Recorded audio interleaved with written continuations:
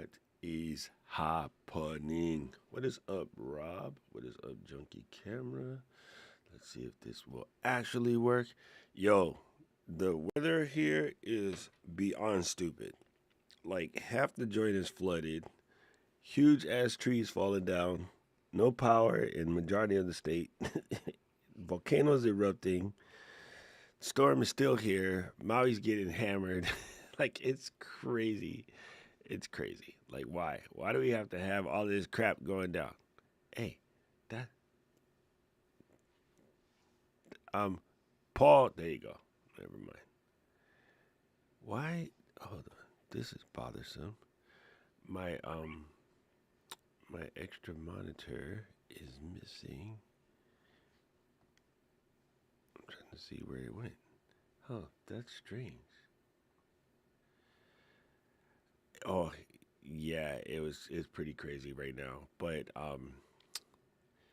it's yeah. It's a day. It's a day. Oh, what a day! What a day! Let me see. My Elgato is tripping right now. It's not coming through, Paul. I have it. It's not sent out to the stream yet.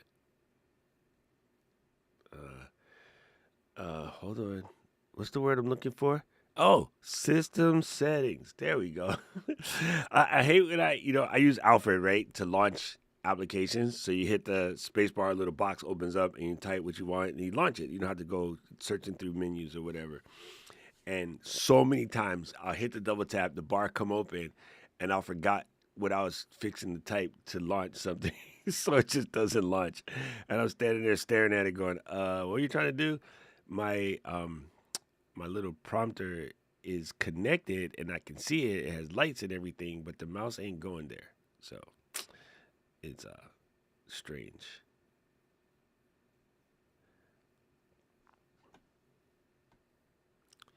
Dude, it's so weird. Like it's on, but it ain't doing nothing. Let me plug and unplug the prompter. Oh, move. Possible. Possible.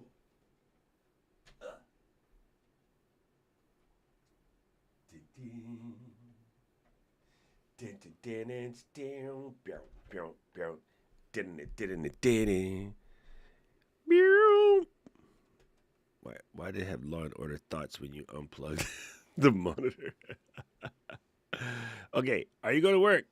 Yes. All you got to do, there you go. The simplest trick in tech. Did you restart it? There we go. Now I can put y'all on the monitor if I can see what's going on. What's going on? Rob said, welcome to old. 100%, bro. Like, it's funny to me because you start thinking about the myriad times I would see my dad do the strangest things.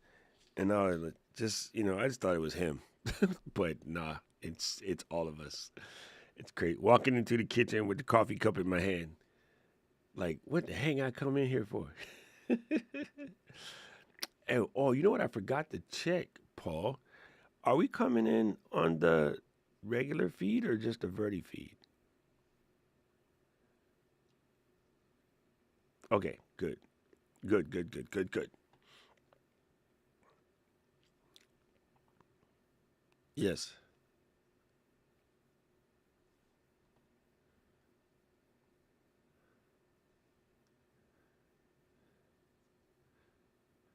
Yeah, see, that's what I'm saying is when you book book when you schedule the show from the YouTube, it will schedule it as vertical and It'd put be the interesting. feed there.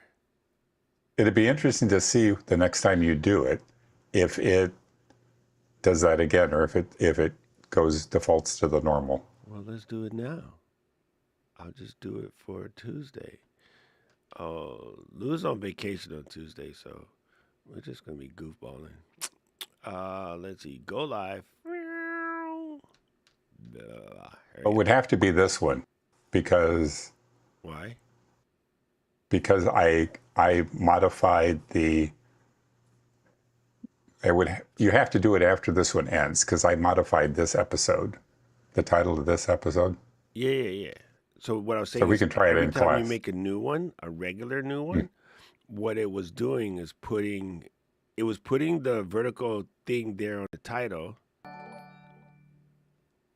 Hello, kilobytes. Appreciate you.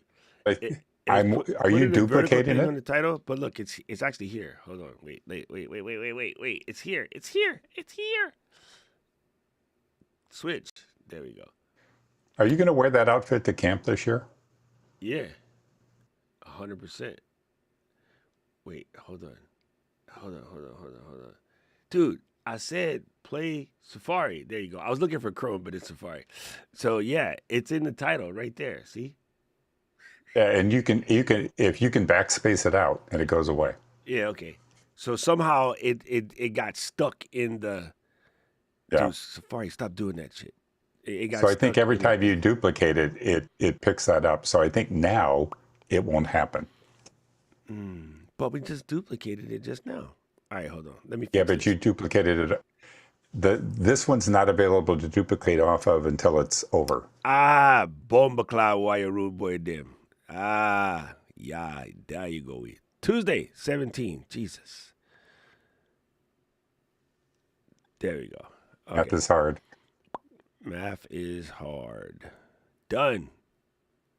Go. Ah, now we're cooking with Pam.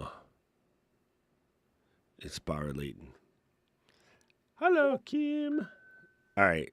So, here we go. Back.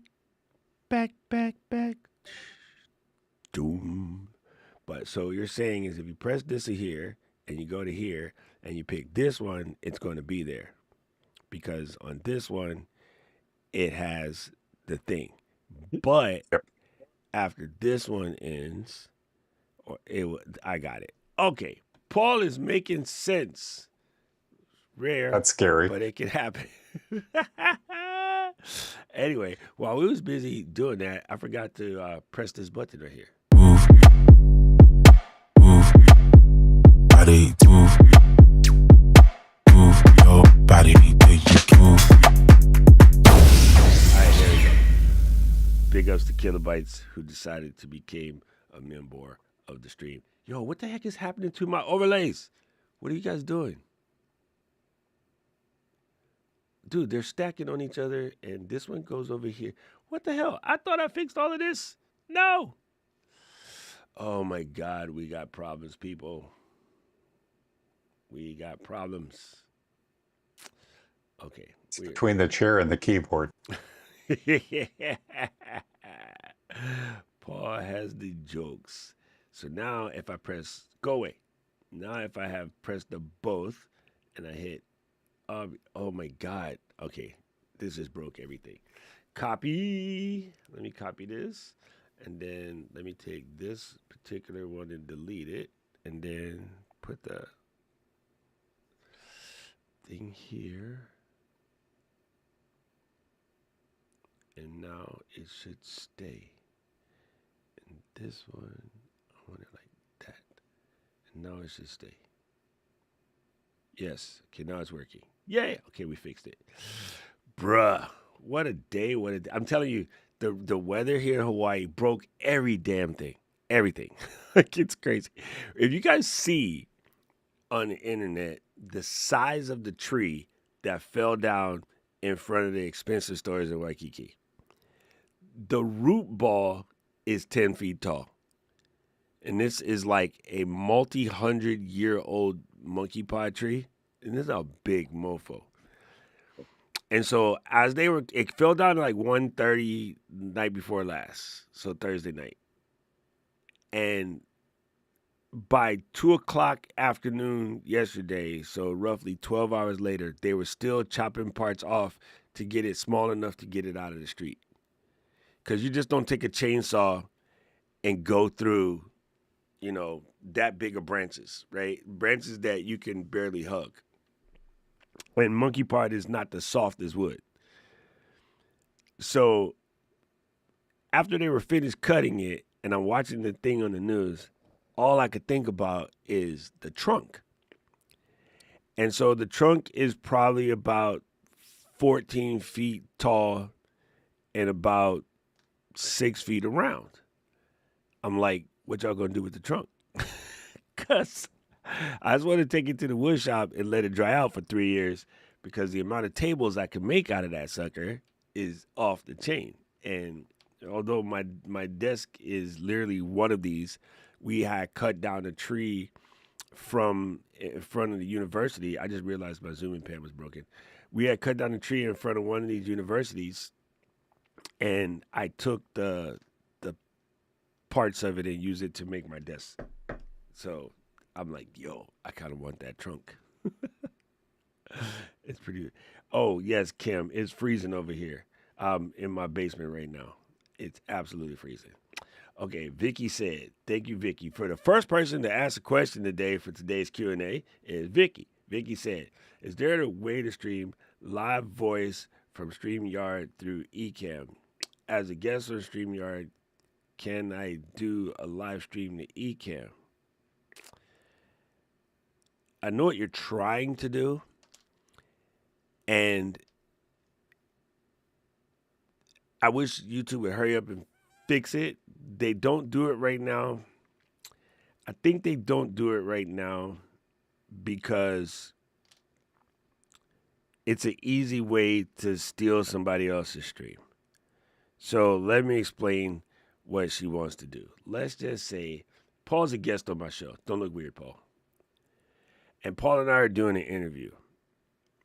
What people want to do is to Paul to take this stream and also stream it on his channel.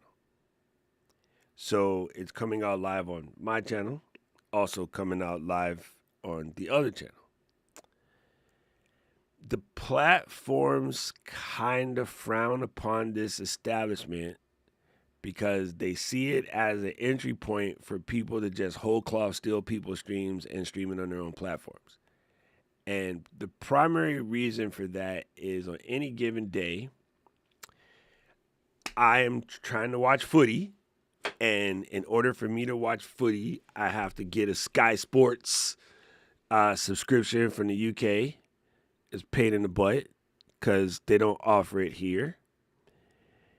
And used to be able to go on YouTube and find any myriad of people playing Swansea versus Wrexham on YouTube because they would just steal the stream and play the other thing. But when we're trying to do it, we're just trying to do it because we want both audiences to see the stream. But because it's kind of like going to Costco, and when you buy a memory card, it comes in a poster. This little memory card comes in a 24 by 30 poster because of the assholes who steal memory cards. So it's obnoxious to cut your fingers off trying to get this little memory card out of that gigantic poster from Costco. Is the same reason why Vicky can't just take her stream and stream it to her platform and a friend's platform at the same time. So I do know that they're working on it because I've talked to folks there at the Tube, but there is no easy way to do it. And what you're trying to do in the Ecamm way, Vicky, is not going to work because, well, I mean, short story, because it can get technical. The short story is that's not how streaming works. So no, it's not that easy to do what you're trying to do. However, there is a solution. And the solution is one of you has to make the other one the manager for that stream. And the reality is y'all got it backwards. What should happen is you take, let me make this make sense. The reality is you should produce the stream on your side. And then, because Ecamm can stream to your channel and that other person's channel at the same time. So, in Ecamm, I could stream to Paul's channel and Paul could stream to my channel by just coming here, and I would go into destinations. And like I have this, you see right here on the top, there's my face, and then there's the Ecamm face. Right? So I can stream to both channels at the same time because I can multi-stream. But what we have to do is I am a manager of the Ecamm channel. Paul is a manager of the Ecamm channel. You know, you just go, because of the way you can set your channels up on YouTube, you make the other person a manager of your channel, and then, I mean, they make you a manager of their channel. Let me make English work. And then you can live stream to both channels at the same time. That's the easy way to do it. The other way you're trying to do it is a little wee bit complicated and a little wee bit nerdy. And you'd probably be better off sniffing paint. Like it's way convoluted, and it shouldn't be, but that's the way it is. Now there's also the services like Restream and the other; those make it easier as well, because you can just take the stream whole cloth and stream it that way. But yeah, there's no simple way to do the way you're trying to do. I mean, you could always cheat. I don't know if I would do it that way, but I'll show you in kind of a nutshell. I'm probably going to get in trouble for this, but you know what? I don't really care. Today is that day. You could take on a screen share, and I'm not going to make it whole screen, but whole screen, because that's a word.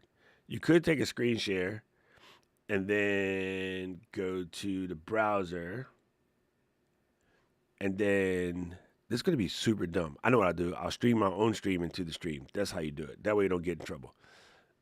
So I can take my whole stream and then block it. And then, yeah, you could do it this way. And then all you would do, close your eyes, Paul, is do that. You know, like you could just take your whole stream and just stream it on top of it and stream it to your channel. So, yeah, you could take that person's stream and make it a screen share and put it on your channel, full blasted, and send it out.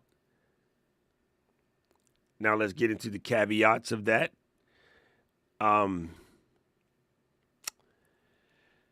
Here's where the caveat to that comes in place.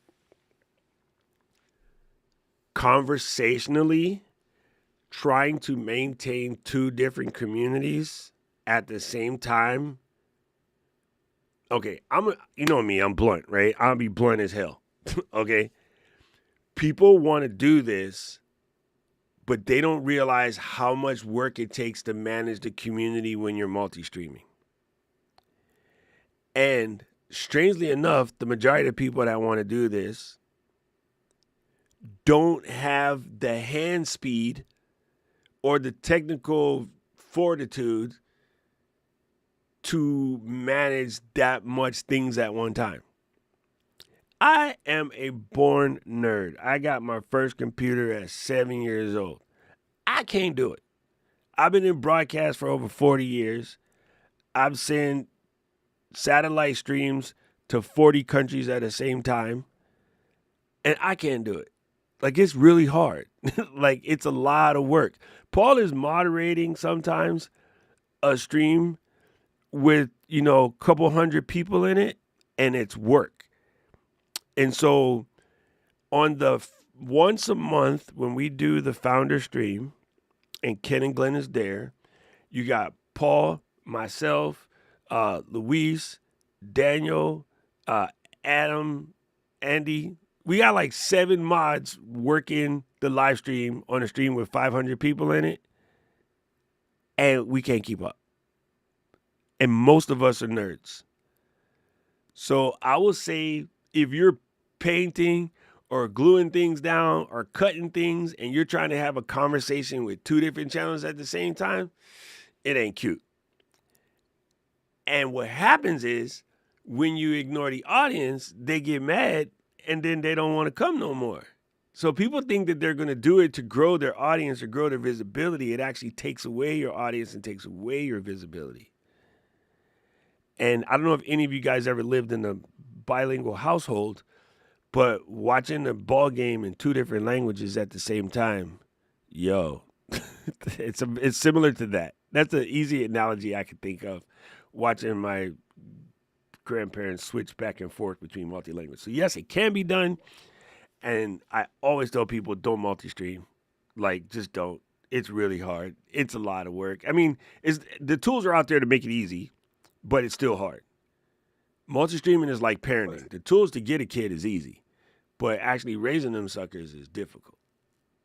And to add on to that, as Doc was saying, when you split the audience, you can have a big conversation going on in one group, and you may comment about that conversation, and the people on the other channel are not seeing any of those comments and Yeah, they have don't no know. idea That's what's the going problem. on, and now they feel left out. They don't know what's going on, and you're just sitting there like, Yep. what? So yeah, it's an interesting conversation. It's something that we talk about all the time because everybody wants to do it, and I always try to remember when I want to do it that it is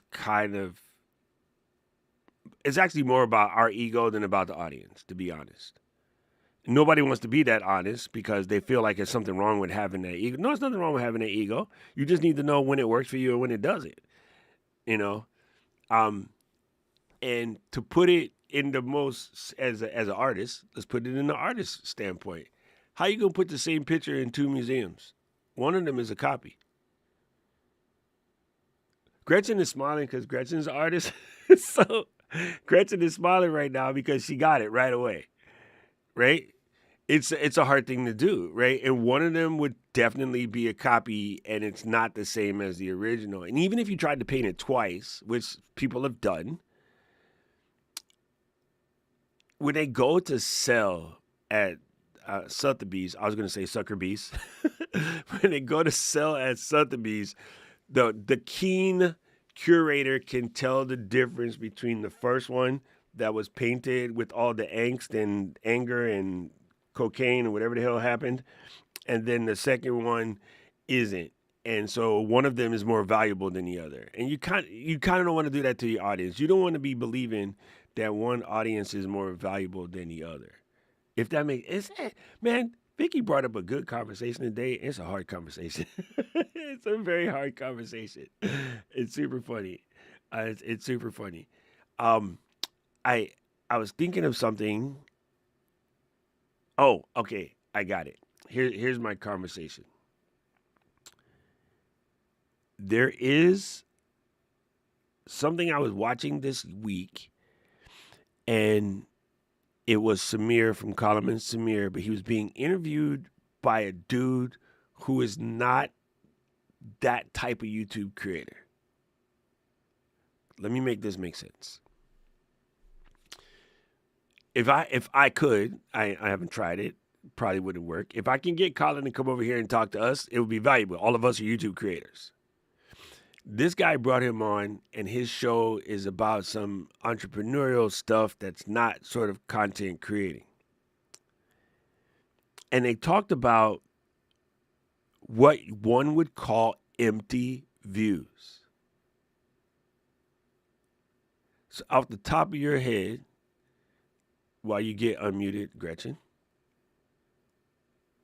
off the top of your head, if you could think about what an empty view is, what do you suppose an empty view is? An empty view Yes, on YouTube? regardless. An empty view is something that someone doesn't respond to, or they just pass over it and don't remember.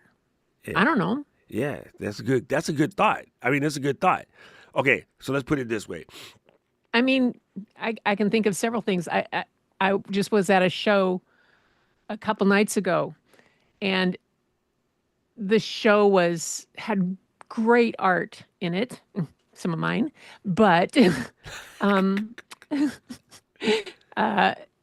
but the hanging of it was not done very well. I mean, they tried, but there was an entire corner of about 5 pieces that I don't remember. And I was there for 2 hours.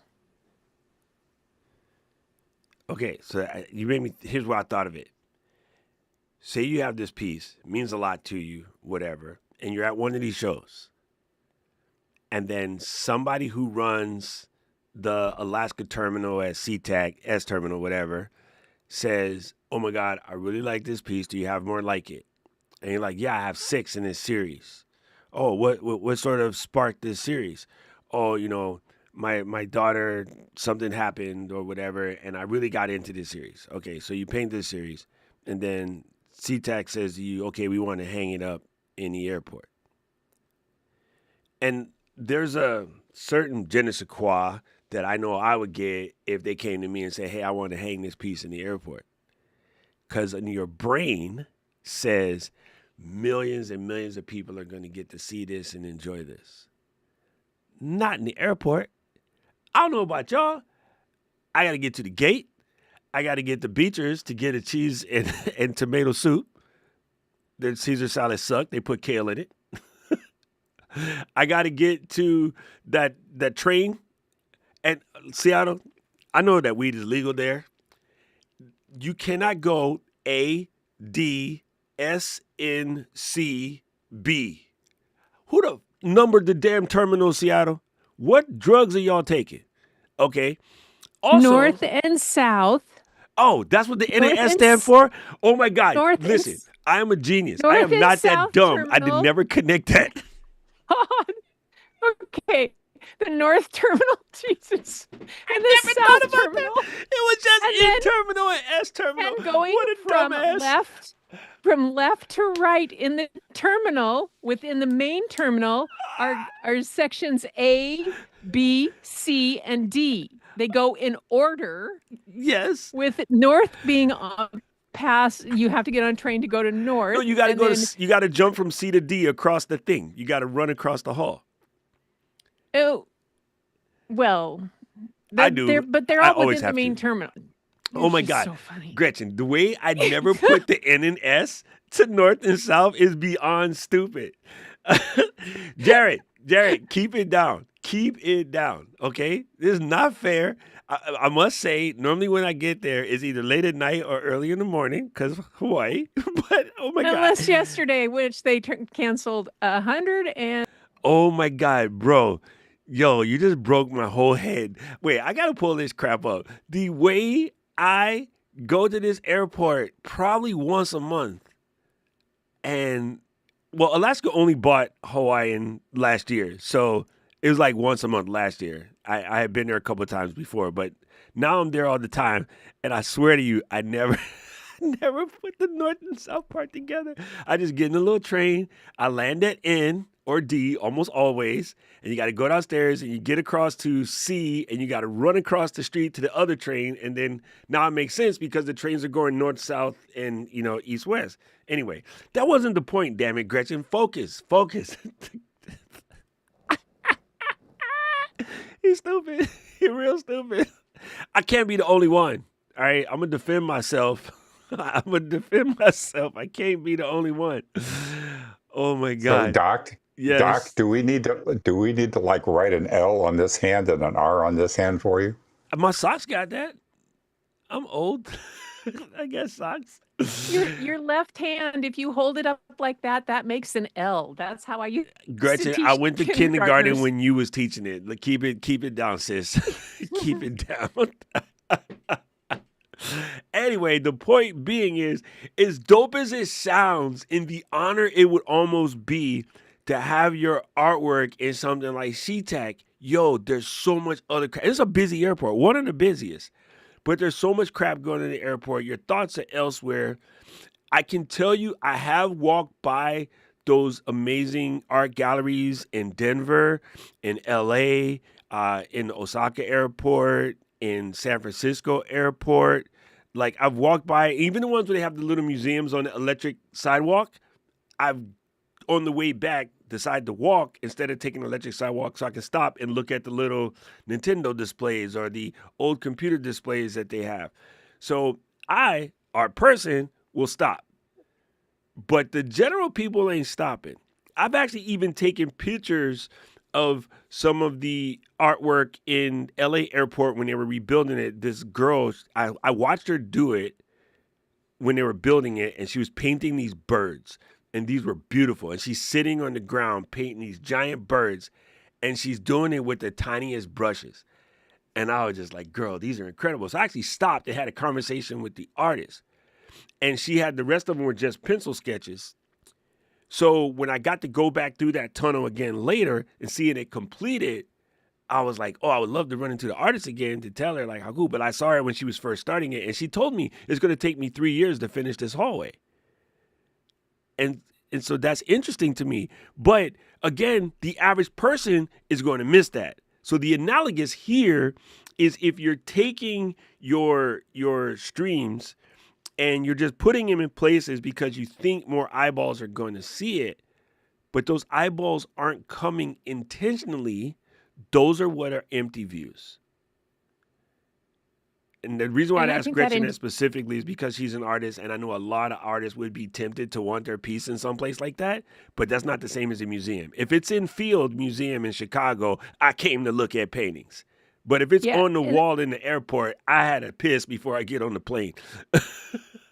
I specifically, the Phoenix airport that I fly in a lot to these days, going down there, has a small has a small art museum that is kind of an offshoot of Phoenix. And it is where I go because I got the inspiration there for a whole new technique I'm doing with my photos and with dry pigments. So that was where I got the inspiration. But I will go there. Artists, you're right. Artists will. I mean, because I saw an artist there that then I went to the Phoenix Art Museum, paid to go in to see his work and some other things. Where in Seattle, if you come, you get to see Chihuly glass all over the place. Yeah, at the airport. Is not, yes, you can find it in places in Vegas and stuff, but otherwise you're going to go to Museum of Glass here in Tacoma to see a lot of his things. And that's kind of a big deal. 100%. I mean, if that's your intention. We and went to the thing. The Sheraton Grand there on 7th and Pine or whatever. They had Chihuly glass in the lobby, and I was explaining to Mary Lou and Jill, like, oh my God, I wish we had time for me to take you guys to go to the Chihuly Glass Museum because it is incredible. And in Hawaii, our thing is we yell Chihu like a lot, so we just call it Chihu glass. But like, oh my God, that place is so beautiful. And your face that thing when you see something, well, I guess it's called awe-inspiring. When you see something, your face gets stuck. There's so many pieces in there made out of glass that will absolutely get your face get stuck. And it changes. So even having been probably like 5 times, it's just a dope place. And I just think of it, this is going to be super mean. Nobody laugh at me. I really would love to have what Chihuly make a bong for me. Anyway, so that would be a total waste. And I'm sure that he made them in his early days. I'm sure he's still making them for himself because that's the only way you think of these glass things that he makes. But they're so freaking cool. And so the point is, I want to make sure we stay on point because the ADD was, and it's funny because Vicky is making fun of us. The ADHD will send us all over the map. The point, Vicky, is I am with you. I want more people to see this. I get in arguments with the other Paul about like how much people need to see this in order to, make a bigger impact. But what we really don't want is we don't want empty views. It feels good and then it feels bad. And here's why I would feel bad. And this is kind of what Samir brought up. You put out this video and okay, his case was even more funny. He said, we put out a video, it got something like 44 million views. But there's like, that's a chipmunk, Paul. That's not a squirrel. And just look at the picture real close. It's a chipmunk. Oh, I know, but this is, it's kind of like art. You have to use your imagination because stupid. Why are you trying to call back? YouTube doesn't have a squirrel. Leave me alone. Paul tried to call back. Anyway, they put this post and it meant a lot to them and it got like 44 million views, but the interactions weren't there. Like it was a lot of, and I've told people this on the stream, do not just come to the stream and go, oh, this is fire. Why is it fire? What you going to do about it? Like, I don't need to be gassed up. Sorry, I am not the 47th president of the United States. I don't need to be gassed up. Fire to me means you actually took what I taught you, like Paul, and you turned it into something, and that something is helping out more people. That means it works. But like, if I got a video that had 44 million views, but like only 6 people started their YouTube thing out of it, I guess I would take that 6, but that's not what I'm looking for. You know what I mean? If I got a video that got 44 million views and say 4 or 5,000 people turned it into something, okay, maybe that's feeling a little better. But that's still, I probably, I ain't gonna lie, that math is kind of weak. If it was 10% and, 4 million people came through, maybe 400,000 people came through, all right, that's different. But you don't want empty views. And so it's funny because all of the conversations on YouTube are always about how do I get more views? How do I get more subscribers? And I always tell everybody in this class, change that to how do you make more impact? It's a huge difference. Paul just put, not this Paul, the other Paul, who's probably eating or smoking cigarettes right now because all we see is his picture. He just put out a video talking about the washing machine manufacturers making their machines basically disposable. Powerful video. And it's a short little video, but I feel like if that video convinced 10, 20,000 people to, when they have an error code, hit up a repair person, and find out that it's only a $6 part or 20-pound bearing. When he said 20-pound bearing, I'm thinking 20 pounds. But I think he meant money. When he said, ow, damn, dude, you need to lift that more often. Holy shit. Anyway, when he said 20-pound bearing, I'm thinking damn, that's kind of heavy for a wash machine. And then my brain was like, oh, he's in the UK. He meant money.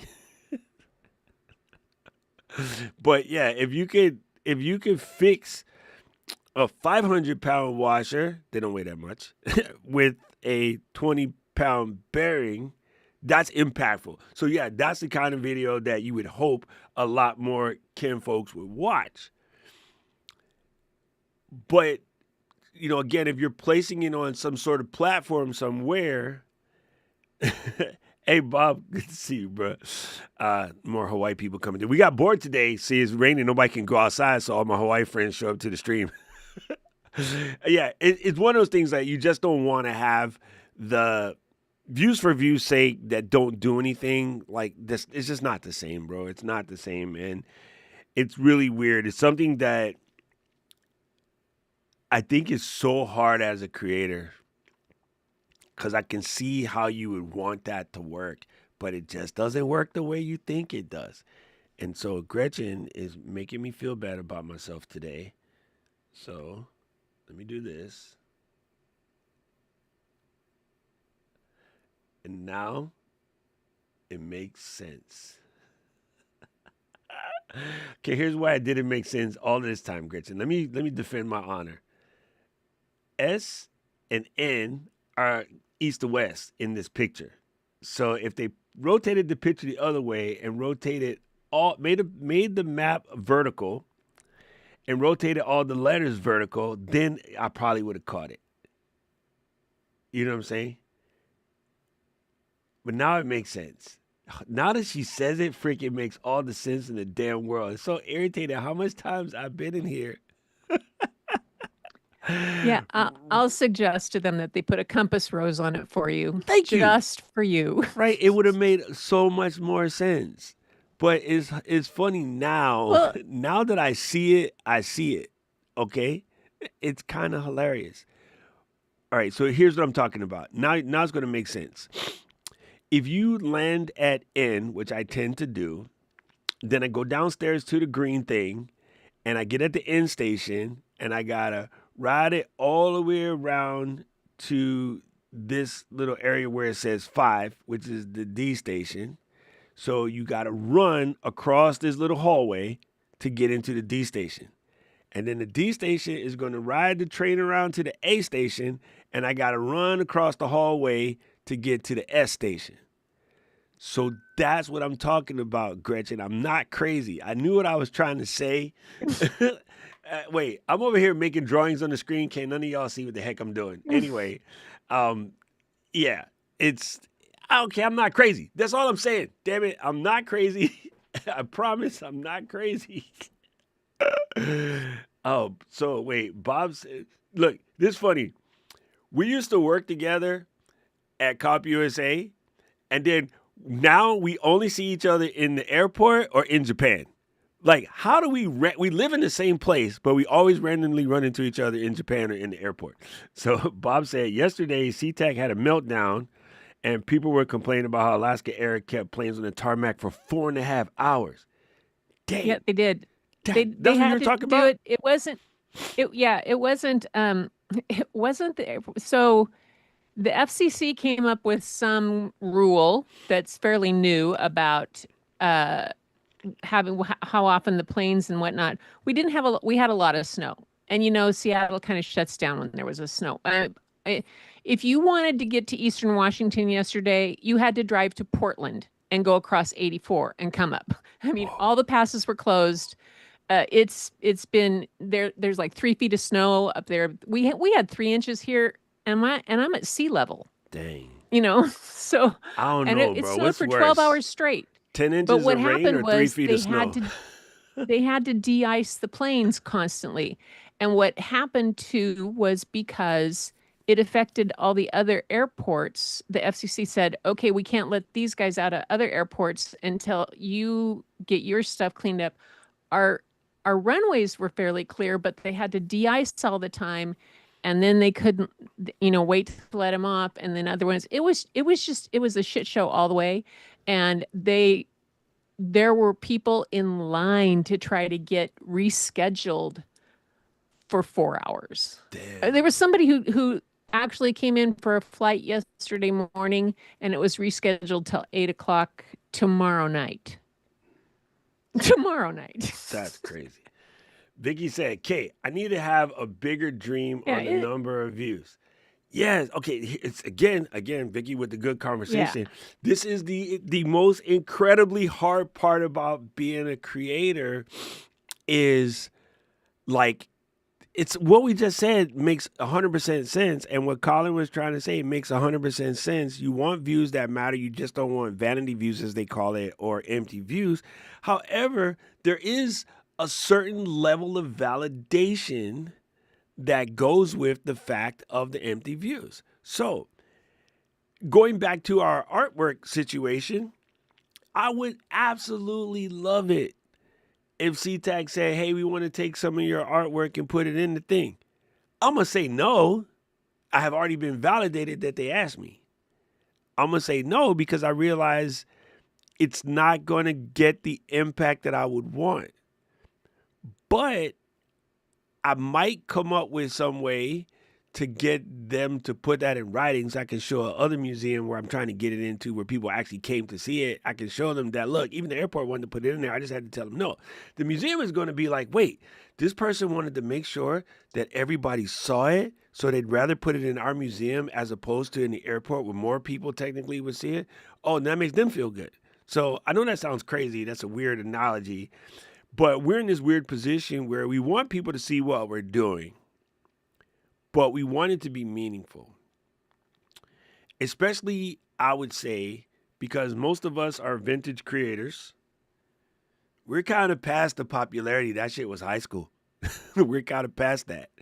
So in theory, most of us probably, I'm speaking for my people that I know, I'm guessing most of us probably would rather have more impact instead of more eyeballs.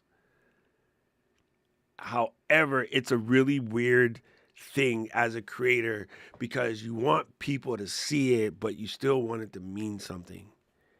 And this is where musicians always have that thing where, if you find their old collection is normally deep and meaningful and artistful and whatever. And then some manager agent got a hold of them and told them to turn it into pop music, and then it became pop music and David Bowie. Like old school David Bowie was dope. And then we got fame. Does it really wonder? It's good. One of my favorite tracks, but that ain't David Bowie. Like if you cut deep into the catalog, you're like, oh, David Bowie's a freaking musical genius. Fame was a dope dance hit. It's not the same thing. And you could go through that with pretty much any really famous artist. Like their secret collection or their deep cuts, they normally hit a little bit different from what they had to do in order to gain commercial success. We're in a similar position but different. Like Paul make a video lambasting the manufacturers will get a lot of hits. But Paul making a video showing everybody how to save 15% on their HVAC by making a couple of tweaks, that's more valuable. That video is only going to get a couple 100,000 views. But the video saying Samsung is robbing you blind and here's why, that's a 1 million view video. Because people just like to see that kind of stuff. Because we're oddly, what did they used to call it, Paul, Gretchen? What's the word when you drive and you see the accident and you just got to be nosy, even though you don't know those people. Looky loos. No, that's Looky loos. That's the super non-melanated way. We didn't say that.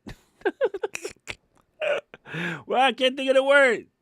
Oh, it's a song. It's a song. Oh my God, it's a song from Elvis. Rubbernecking. Oh, We about rubberneck. She said looky loos. That was the old ass. Yeah, I think Gretchen was talking about the FAA. He said thanks, June. the last music video was amazing. Dude, David Bowie's an incredible artist. And I love Fame. Fame is one of my favorite tracks, but that wasn't the same David Bowie. Because even I was already into David Bowie before Fame came out. And I watched a whole bunch of new people come. And they were like, oh, I like David. It's like, you don't know jack about David. All of us old school David Bowie listeners were defensive against David Bowie. You know, when he became popular. Yes, Arby, voyeuristic is the correct word. Okay, here we go. Bob is telling it right now. This is happening right now in our industry. All of the baiting videos about the neo, quote unquote, the truth. I ain't made this video for not nay YouTuber. I mean, this computer is not for a single YouTuber. This computer is for college students and business industries where they don't need a lot. They basically need we used to call it dumb terminal back in the day. We don't use that terminology anymore. But basically, that computer is built for industries where they need a dumb terminal and for like college people that just need to write and everything lives on a university cloud and so forth and et cetera. It wasn't meant for YouTubers to be trying to see if it can do 4K or 8K or even worse, all of the conversations that we're having about streamers and it's not what it's built for, bro. It's not what it's built for. There's so much always. There's so much unnecessary rage bait going on about this machine. And then there's also a lot of people giving it more promise than it's desired. This is how they ruin, 16 and 17-year-old football prodigies is they always want to call them the next Ronaldo or the next Wayne Rooney or the next David Beckham. And it's like, no, they're the first Aubrey Robinson. Like, leave her alone. She's not trying to be Abby Wambach. She's trying to be Aubrey Robinson. Let her be the first Aubrey Robinson. Like, why y'all come in automatically, oh, this person's the next LeBron James. The current LeBron James is still here. Y'all make it sound like the king is dead. Leave people alone with that crap. Like, it's lazy journalism, and they don't really understand how bad that is, Even still, like, the amount of people that do what I do, that tell people, like, if you do this, this, and this, hack the algorithm, you could be the next Mr. Beast. I don't want to be Jimmy Donaldson. I'm not nothing against him, but I don't like his content. It's not intriguing to me. And I don't want to call him out his name because I don't think he's doing it on purpose. Maybe he is, but I read a Freakonomics blog post years ago, and then it turned into a podcast episode. And I highly suggest if you're curious, I highly suggest you listen to it. Freakonomics did a post about false or fake altruism. I don't know if Jimmy does it on purpose or not, but it gives off the vibe of fake altruism. Like, I'm gonna make this video that this is very, again, difficult conversation, because I'm sure the people who walked into the Trader Joe's the day that he went in and bought everybody, like, $12,000 worth of groceries, I'm sure all of the people that happened to be there that day were stoked. They got free groceries. But I guarantee you, on the video that he did where he just bought everybody all these groceries, this is a really old video. It's one of the first ones that I saw. Here, go in the grocery store. You got 10 minutes, and everything you put in the cart, I'm going to pay for. It was something like that. And one lady was really crying because she said she just lost her job. She had a couple of kids, and she was broke, and she was just coming to see what she could scratch together for dinner. So it did change her life. And she cried, and that, of course, that pulled on all of our heartstrings. And then the more people subscribe because they just want to see him do more stuff. But in the video, if he already knows that based off of his audience, if I do this video, that I'm going to get 20 million views. Yo, that's, say, upwards of a couple $100,000 on the low side, $500,000 on the high side, depending on what the advertisers are into that time. Is it really altruistic to give away, like a couple $1,000s worth of groceries if you know you're going to make $100,000 on the video?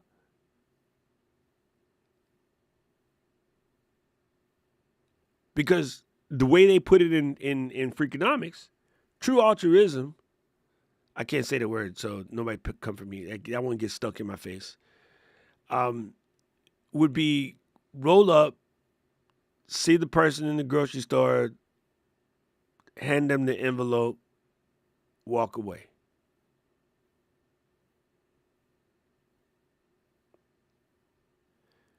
True altruism would be, if based on my experience, this video is gonna very good. Bob, listen, I like having you here. One of the only people that get me. Okay. I'll explain this in a second. The reality of it is if he knew that this video is going to pull in, say, even $100,000, it would be you went in there, instead of buying this one lady groceries, you would have went in there and bought a whole bunch of people groceries.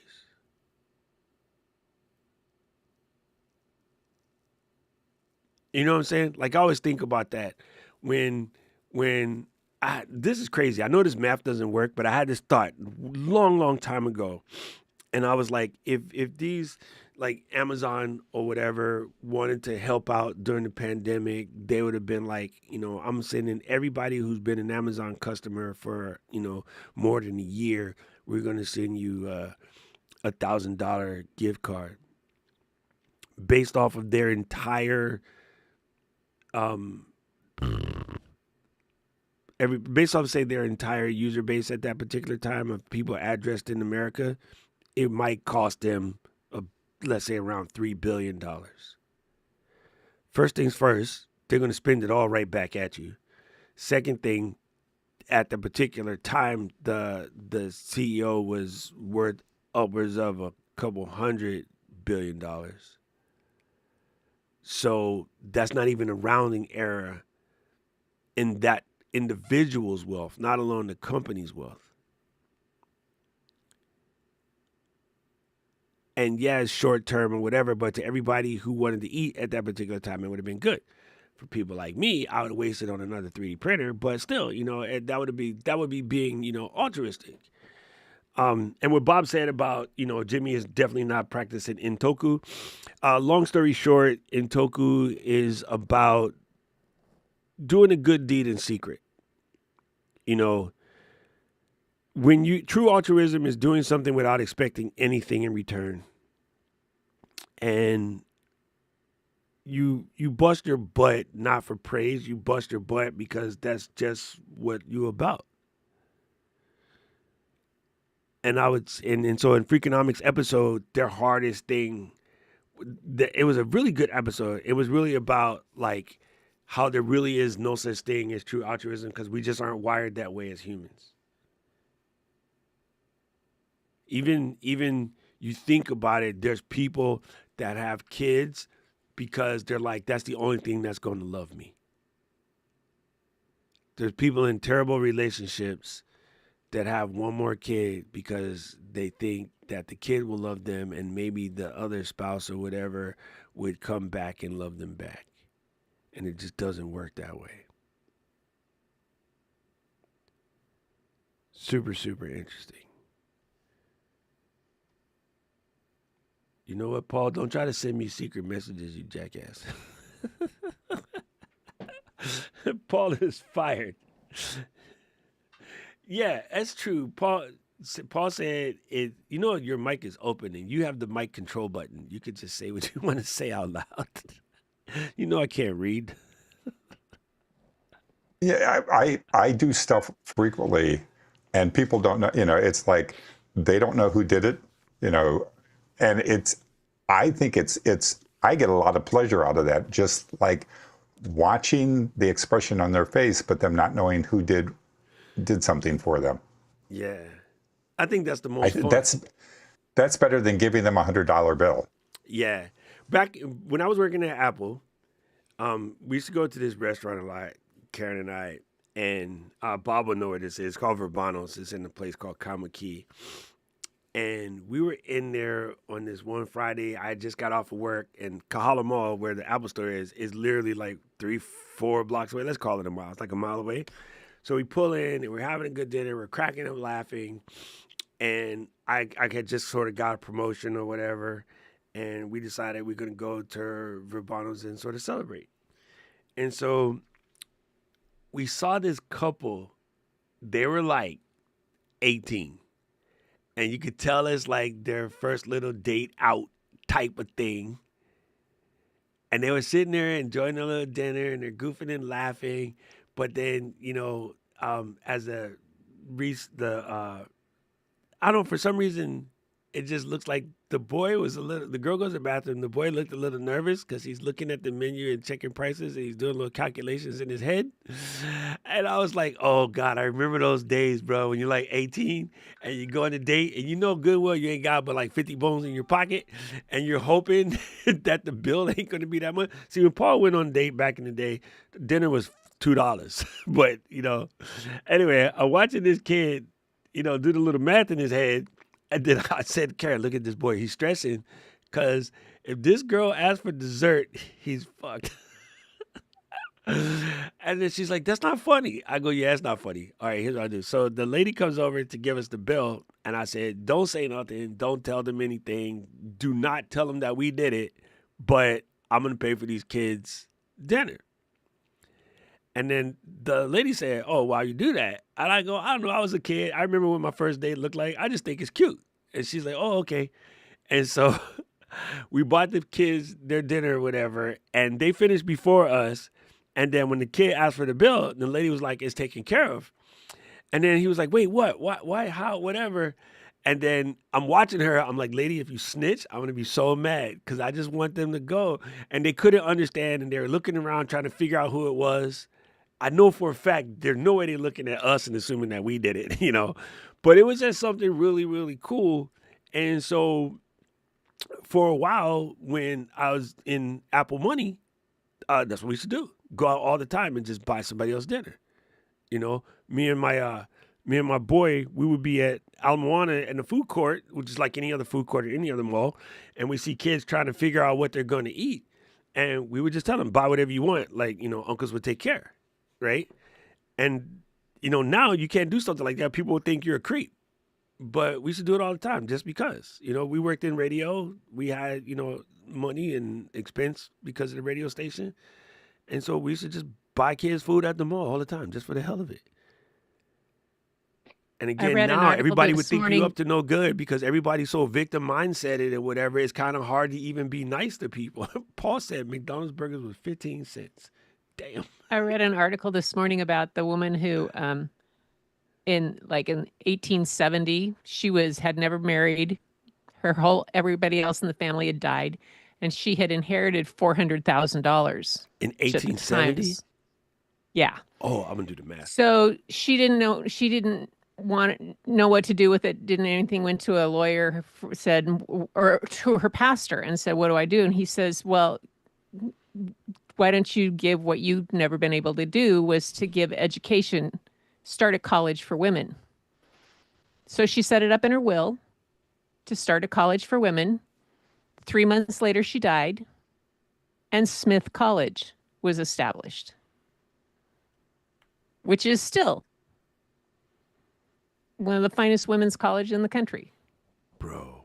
She never, yes, they know it was her, but it started after she died. She just did it. That's wild, bro. That's absolutely wild. Man, listen, Vicky, thank you for coming today and creating the whole entire conversation, because it's actually a good conversation. And it's something that I swear to you, I think about all the time. And Paul's over here sleeping in his camper van, but we argue about this a lot. Like Vicky's good that way. The thing about growing fast versus growing intentionally, and how, now this is important. Everybody who's still here, I want you to gather around, little childrens. I want you to hear this. When you start this mess, you kind of got to be like that altruism thing that Paul said about, you kind of got to want to do it when nobody's watching, or the intoku, like Bob said. You got to be willing to want to do this if nobody looks at a single thing. Because if you don't, it will drive you crazy. And if you're doing good stuff and you're putting out good work, and Vicky, you're like me, I'm just trying to do something with all this unnecessary ADHD energy. And I see what you've done. I see what you create.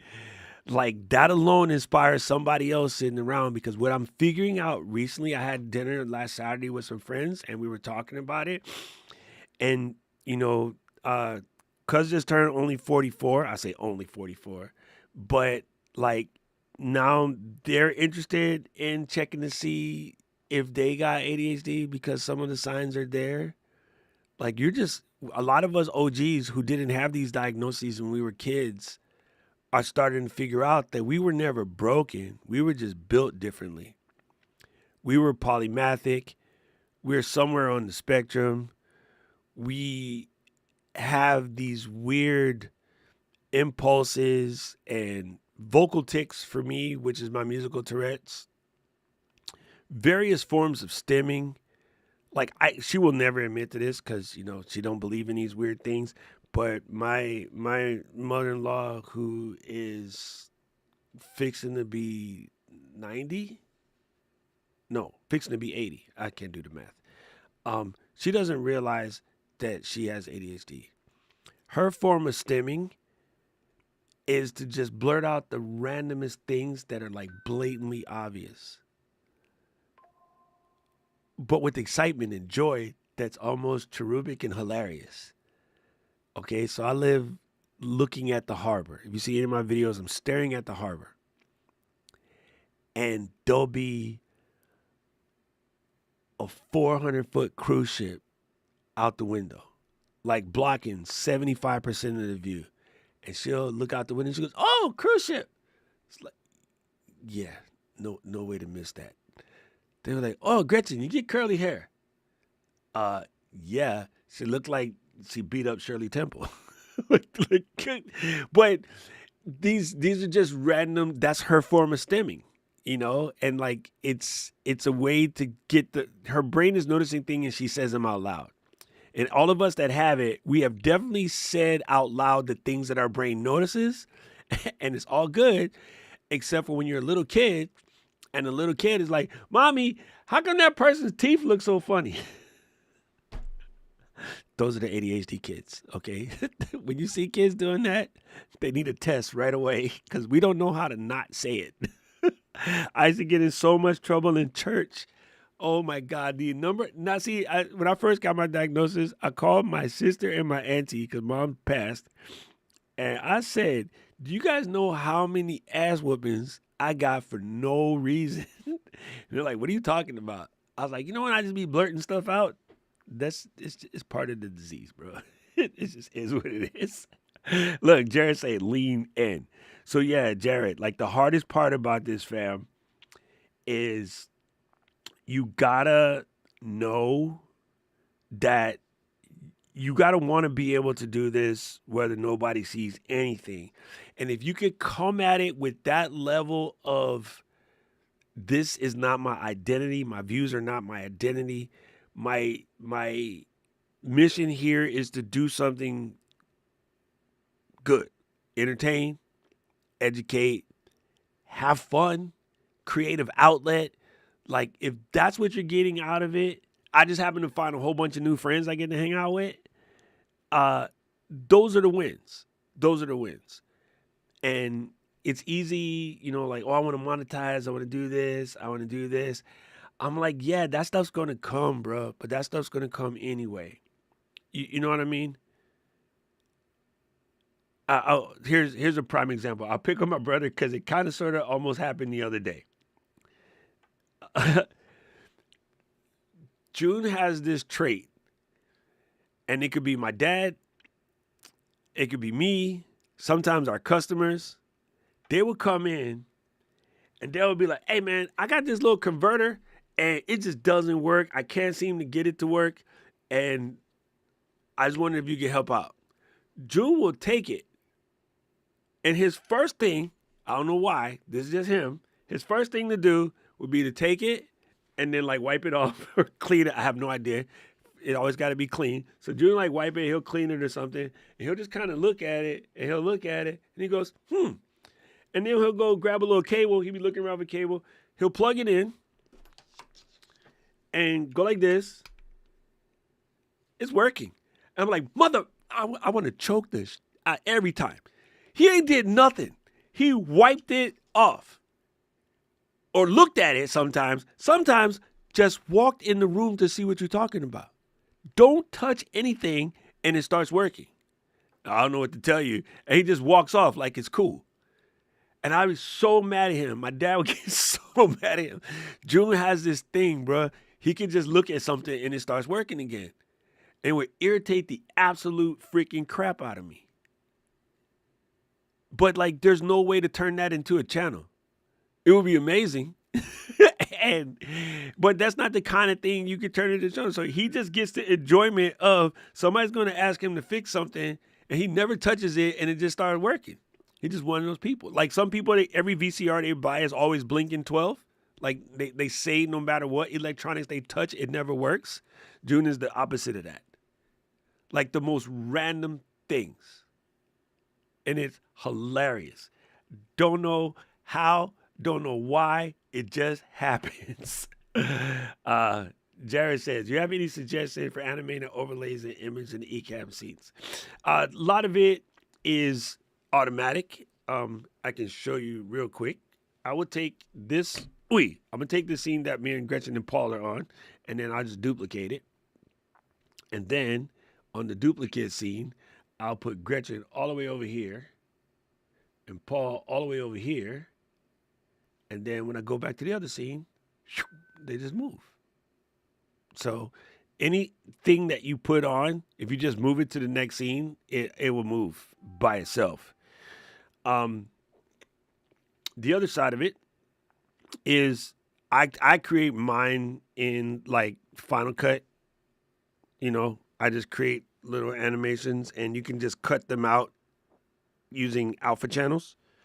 You can do it in Canva. You can do it in Adobe Express. But I will warn this thing. It's one of those things that sound good on paper, doesn't add anything to the conversation. And so you're making your machine bust tail for nothing because we think that that makes it seem more intriguing. On the shows that you really pay attention to, you're not paying attention to those animations. As a matter of fact, if I told the average person to describe the Cletus animation to me, they don't know what I'm talking about. They couldn't describe it, but you've seen it 1,000 times. What exactly does Cletus do in the animation, Gretchen?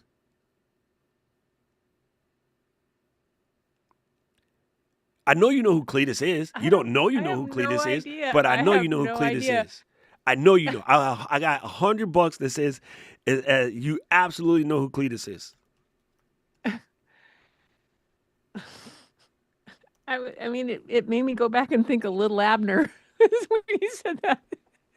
Oh, Paul gets that. I have no. Get $100, bro. $100. You know how I know? Because your team is the world champions. Oh. Cletus. Oh, okay. Right? Cletus costs millions of dollars. But if you ask the average person who legit watches it 2 times every Sunday for 19 weeks of the year, and you ask them, what does that multi-million-dollar animation do? They have no freaking clue. They just know they see it. And the first time we saw it, about 10, 15 years ago, that was amazing. Now we don't even pay Cletus no attention. Why? I didn't know that. Because I'm a Raiders fan. I'm crying. I'm like, why, how the hell are we down 20 again? That's what I'm doing. Gretchen is gloating because she's Seahawks fan. You know? But I get it. I get it. Everybody thinks that that's very cool and like it's going to work and more people are going to watch my show. Doesn't mean anything.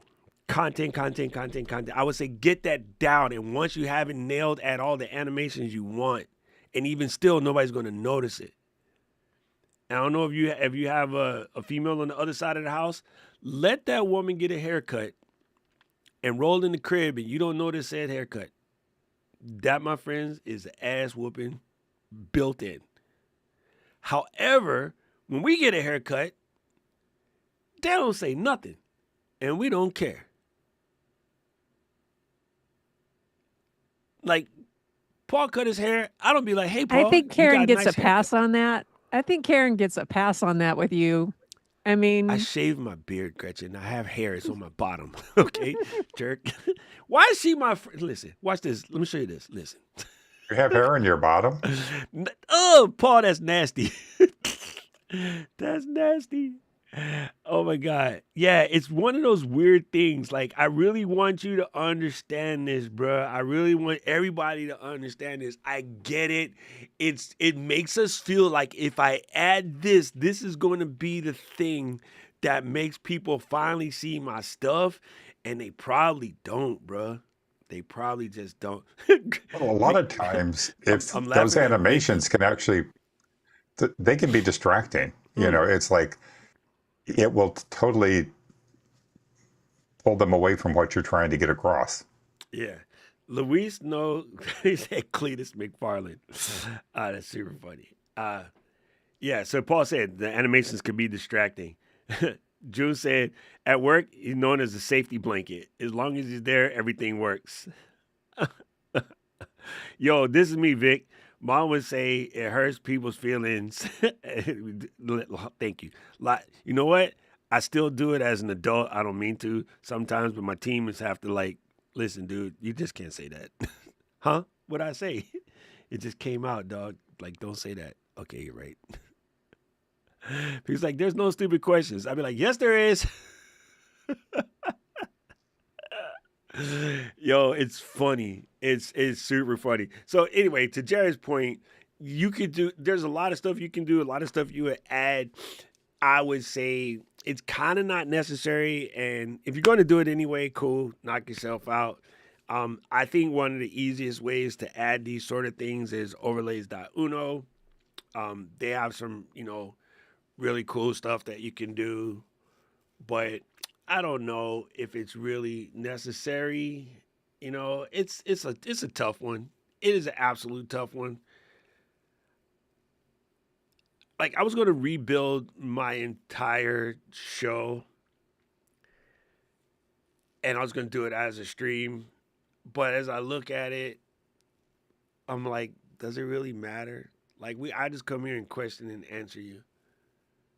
I said this in the stream the other day.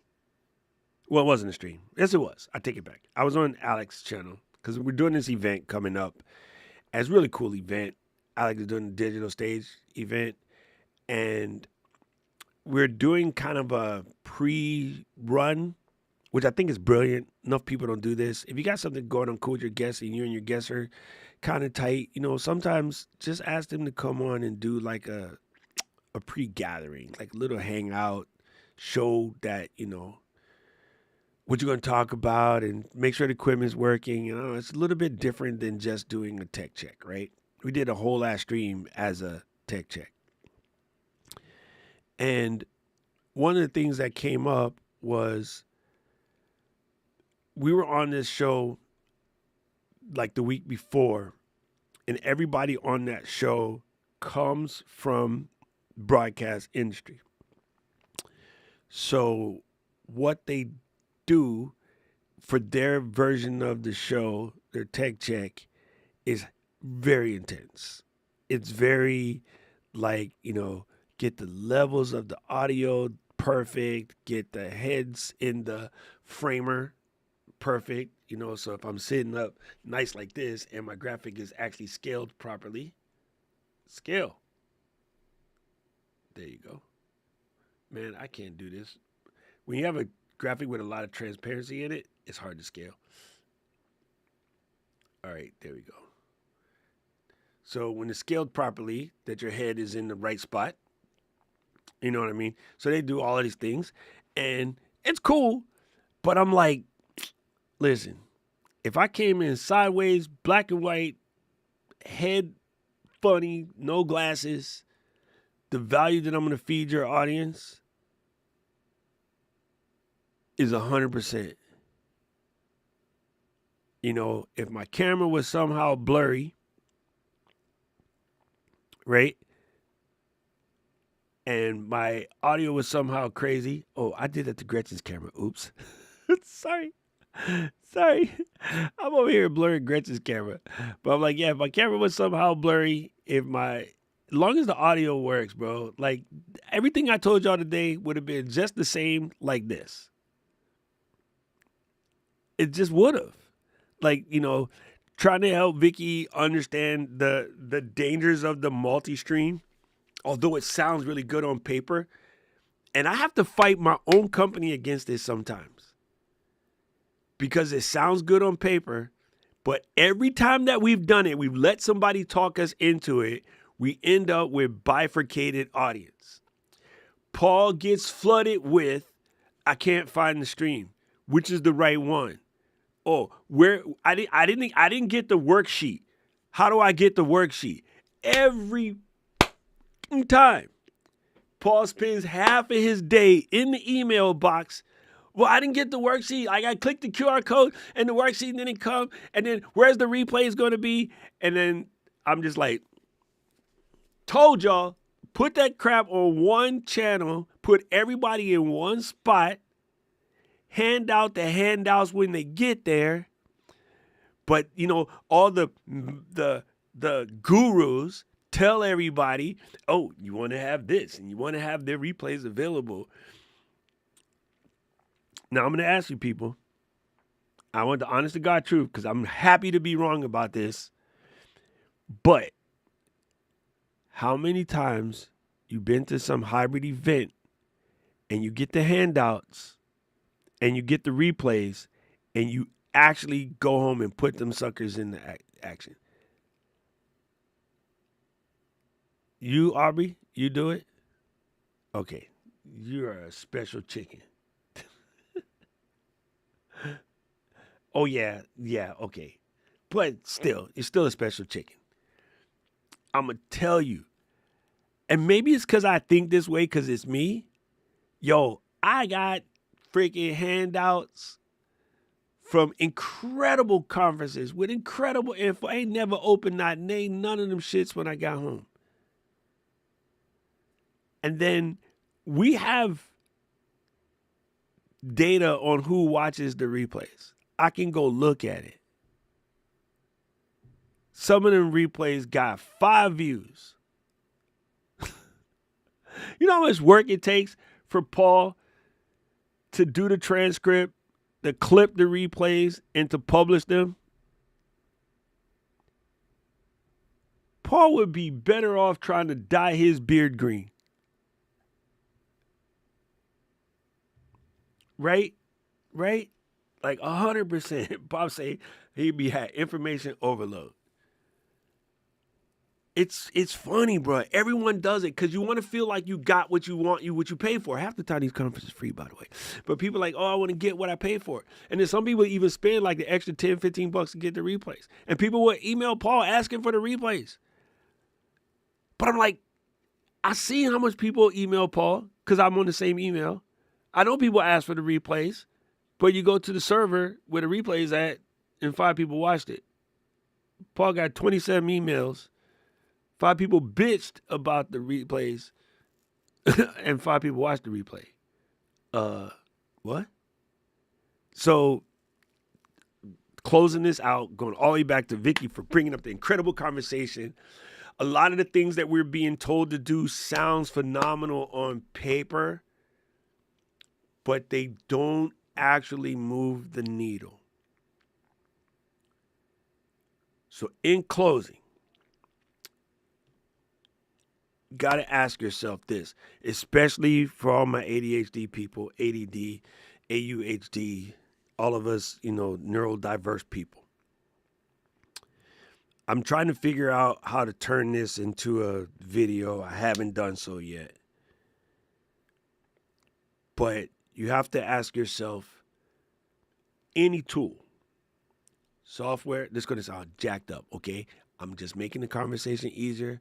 I'm not trying to be mean, but any tool, software, hardware, person. And I'm not saying the person's a tool. I'm just, you get it. Gretchen is laughing because she probably wouldn't call somebody a tool right now. Software, hardware, person. Is this tool a bar razor? It's funny because this is an actual razor, not that kind of razor. I mean, bar razor. Like, will this tool raise the bar? Will it maintain the bar? Or will it lower the bar? And sometimes by lower the bar, I mean, will the distraction of this take away from something I should technically be focused on?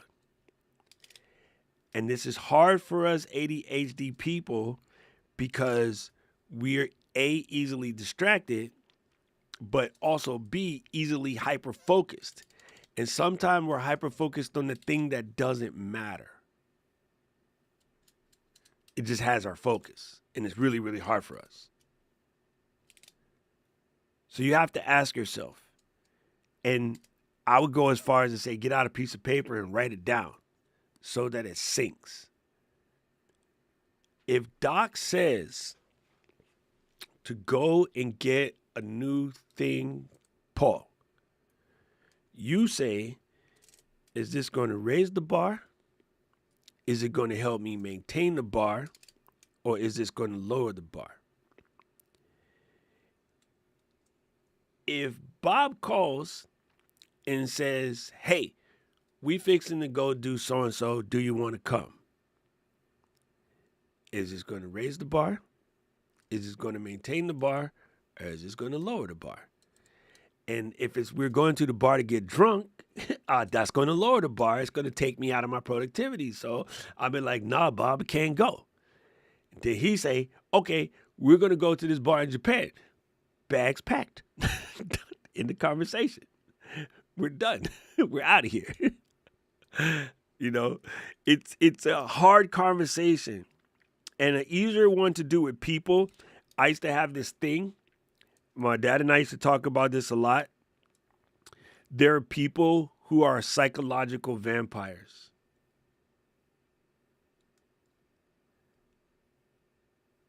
There are people who just their mere presence takes a lot of energy from you.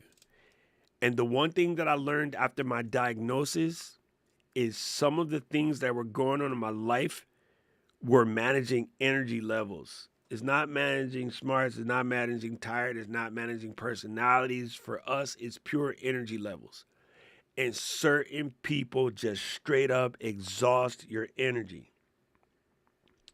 Right? June and I used to have this customer. Nice guy. Super weird. He looked like he was chiseled out of the mold of Thurston P. Howell III from Gilligan's Island. June, he's going to text me in a minute because he knows exactly who I'm talking about. Nice dude. Legit nice dude. But eccentric to the point where he would rock one of these joints. I forgot what they call, but he'd be like this, and then it's in his shirt, and then it's got the little, June, I'm wondering if I can get a 35 millimeter lens. If I was able to do the 35 millimeter lens, if I would be able to juxtapose the ancient Mesopotamian blah, blah, blah. I mean, like, dude be like that. His elbows, be like that. You know what I'm talking about, right? Thurston P. Howell III. But the dude would come in, and it's like an hour with mom, an hour with pops, 2 hours with June, another hour at the counter talking to me and Aaron. I'm like, how are you rich and you spend 6 hours in our store? Go somewhere. Like, beat it. Like, nice dude. But I'm just telling you, psychological vampire. And a lot of times, more than likely, empty conversations. You know what I'm saying? It just took a lot. Now, good thing he would buy stuff, decent customer, but it just took a lot. He'd be there all day. You have the people like that ain't buy nothing, but they just come and hang out all day, right? You have friends and family members who are psychological. But you have that one girlfriend, every time you see them. Yeah, June said our shop was like the bar for some folks. Yes.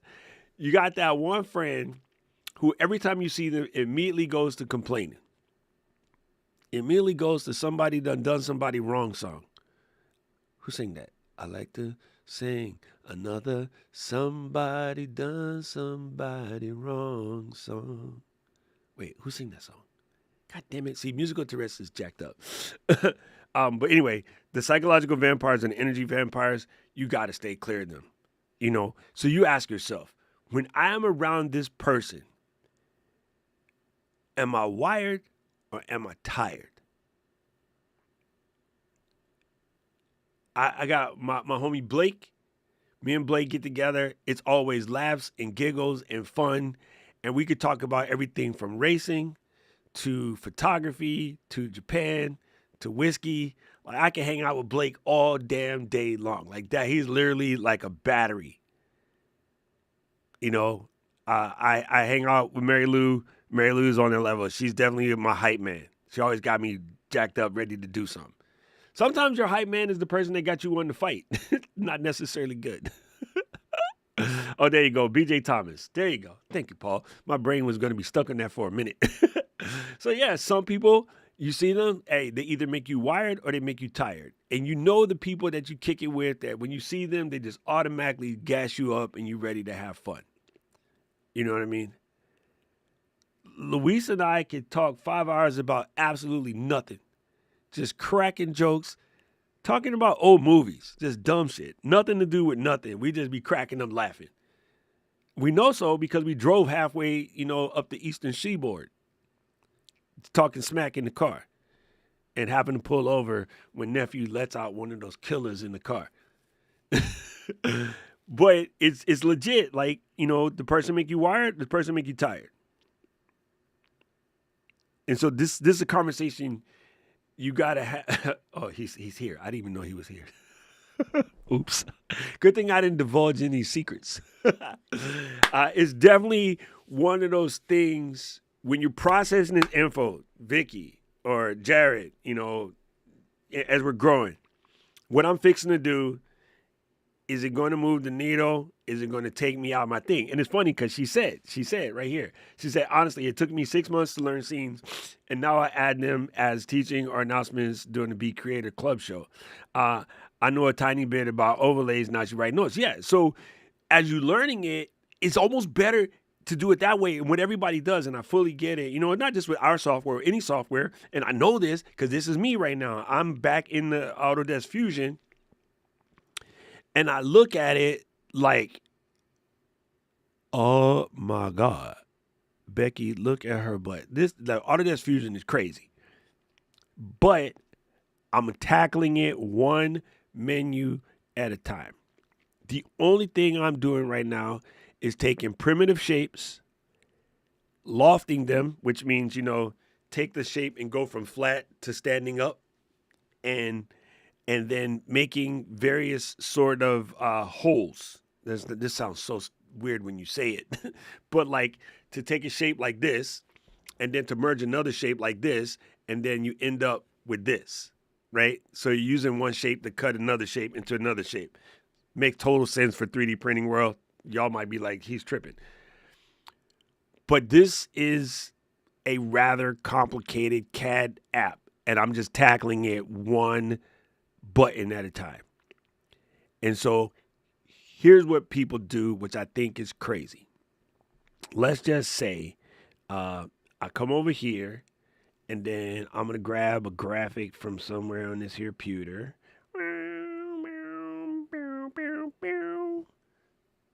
Open up the folder. And let me see. I just want to drag in a logo. Boom. Okay, and I'm going to size it to how I want it. And then I can see I can move it any way I want. I can see that I can embiggen it like that. I can see that I can use the crop button to go like this. So they'll get it, and they'll put it where it goes. Ooh, and I just undo that. They'll put it where it goes, and once it's there, all right, this is good. I'm going to leave it here because it works, and I can do my show. What I would say, immediately after you get it, press delete, do it one more again. Grab your little thing, drop it on there, move it around. Transparencies are hard. Size it how you want it, put it somewhere. Okay, I got it. I think I got it. You know what you do? Delete it. Do it again. Because if you do it once and then you're satisfied by doing it once, damn it, you will think you got it. I'll just do it with the mouse wheel. It's easier. You'll think you got it. And when you're trying to do it on the fly, y'all be like, how do you build a scene on the fly so quick? Because we've done it 1,000 times. The first 2 times I did it, I didn't know what the heck I was doing either. Okay? So, Vicky, the first time you primed a canvas with gesso, you made a meso. But I bet you, if you try to prime a canvas now, you could do it while you're having a full conversation with Gretchen, both of y'all stoned, and there's no mess because you've done it so many times. It just works, right? We used to have to I was going to echo Go ahead. you and say, yeah, putting in the reps. Yeah. But the problem, and I think I've only realized this, we always say put in the reps, obs, but we never really explain what that means. And the problem is a lot of times the reps are active. That sounds weird. Let me fix that. A lot of times the reps are active because I just do it. I turn my stream on. I do my stream. I am not rebuilding the overlays every time. I'm just doing it. So I look today and my profile thing is out of control. If I pull this down right here, I have somewhere in the neighborhood of 25 profiles right now. And it's nasty.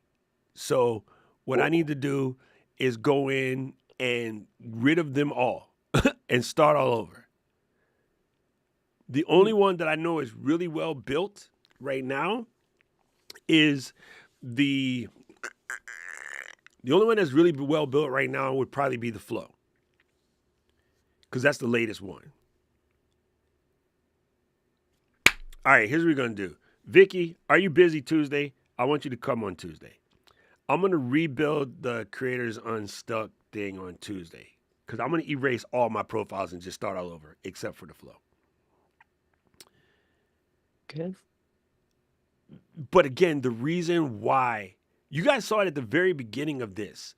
When I first came on here, my text or whatever was in a weird position. That's because I'm currently between 3 versions of Ecamm. The one that you guys can get, the beta release, Arby's camera died, the beta release, and then the, we call it alpha release. It's like, it's so busy testing, it ain't even ready to be tested. And so because I'm switching back and forth, I'm forever breaking overlays.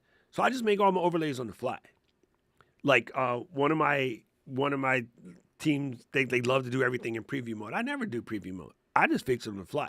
I'm just like, y'all are not going to be mad at me because I decided to move some screens around. Nobody ever said, Doc, stop moving things around on screen. Why don't you go off screen and fix it in secret and then come back?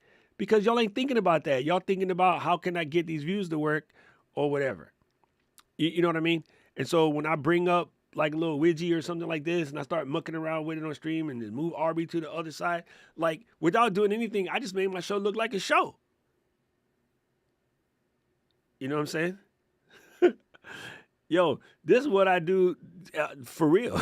I'm just joking. No, at the same time. So like, oh God, I don't know what time it is over there, but it's 8 a.m. Hawaii, 8:15 Hawaii. GMT minus 10. So you do the calculation. I think you guys are GMT 0.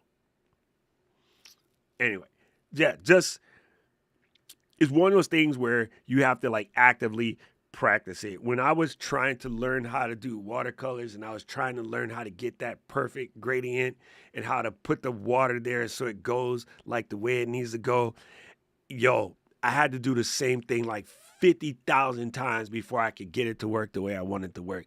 And I tell you what, I stopped messing with it. It got frustrating because I'm kind of, this is going to sound super stupid. Don't laugh at me, Gretchen. The level of perfectionist and watercolor don't match because water do what the frick it wants to do. Yeah, right now it's 9:42. Water will do whatever it wants to do. So trying to be a perfectionist in watercolor does not match. And I went through that whole book, you know, of trying to just get this gradient to do this sea picture I was trying to do. And it was frustrating. And so I didn't like watercolor. I swore it off. This was like 12.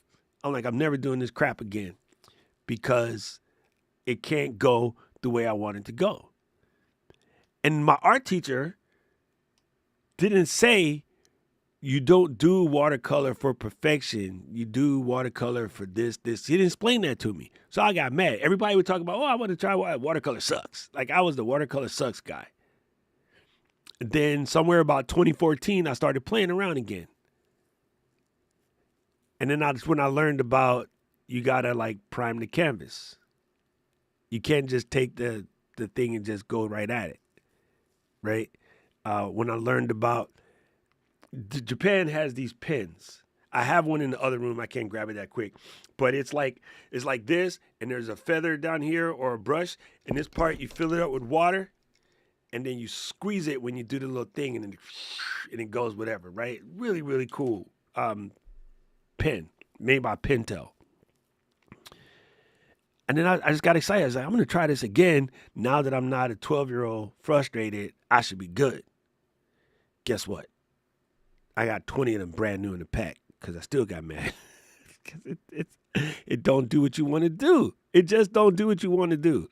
Like, you have to be willing to just, like, let everything go. And I wasn't willing to do that. I was trying to do something a little bit more creative. And, yeah. So I'm learning, I don't want to do that no more. So I switched my art to 3D printing because, well, it was going to be better.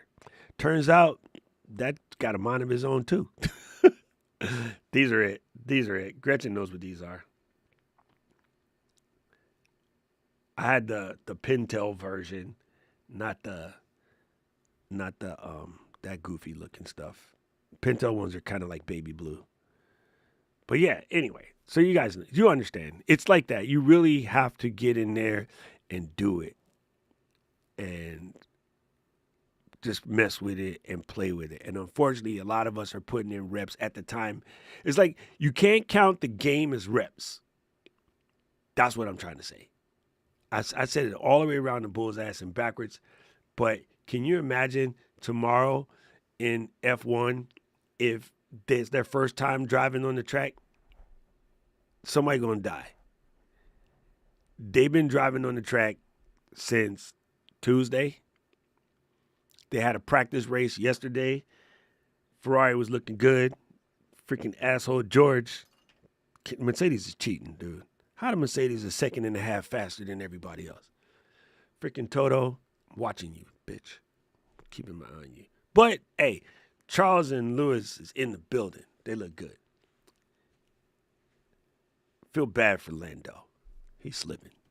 He was king of the hill last year. Yo, but you know what's funny, though? Max Verstappen's ass at the back. He ain't made it past 10th place yet. Jerk. Okay, let me not turn this into F1 show. But, hey, Lewis is third 2 weeks in a row. I'll take it. Y'all be watching out. CLC and Ellie Ham, they're gonna win the points championship this year. Once they figure out how Mercedes is cheating.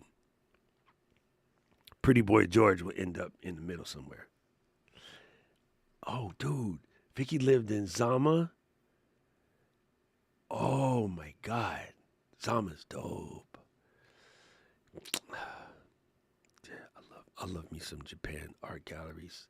Dude, the Calligraphy Museum in Chiba. It's kind of near Narita Airport.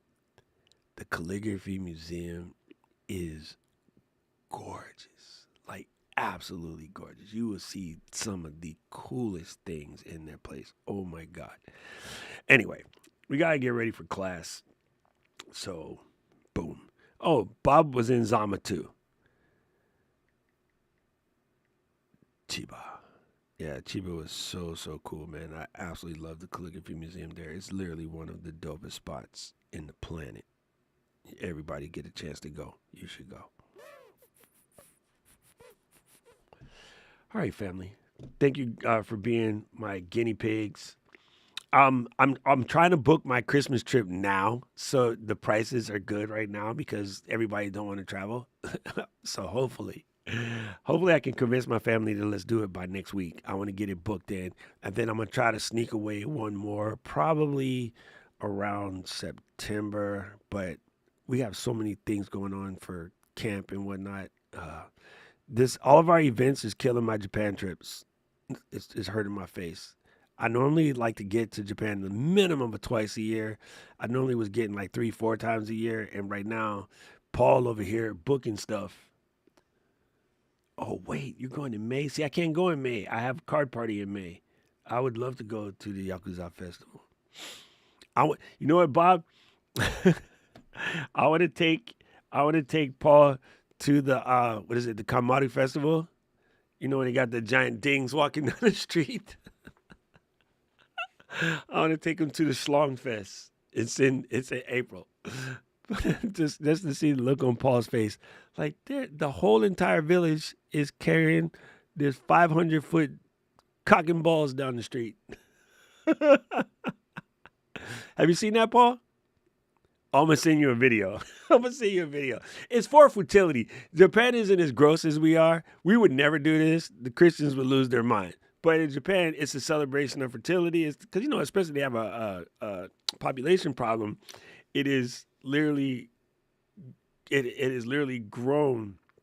Oh yeah, the cream pies that they make for that festival, hilarious, absolutely hilarious. And the popsicles, why? But anyway, it's a celebration of fertility, and it's an incredible festival. And I'm gonna find a way to bucket list and take Paul to the giant schlong parade. They're gonna be like, "Hey, how come Paul and Doc took vacation right now? Oh, they went to the schlong parade." I'm gonna send you a video, Paul, and you're just gonna be like, "Why did Doc send me this?" Anyway, guys, I'll see you on Tuesday. Vicky, please come on Tuesday. It's right around the same time, but an hour earlier, like 8:00 here. You're gonna have to Google it. What is 8 a.m., 8:15 Hawaii time to my time? That's the answer. 8:15 on Tuesday. And then I'll just rebuild that show so you guys can see, and then you can watch it. All right, guys. Thank you guys for coming through Pasta Lasagna. Go make something.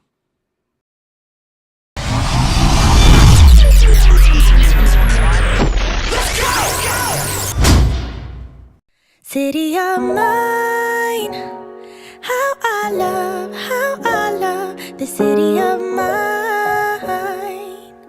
It never gets me down. City of mine, how I love the city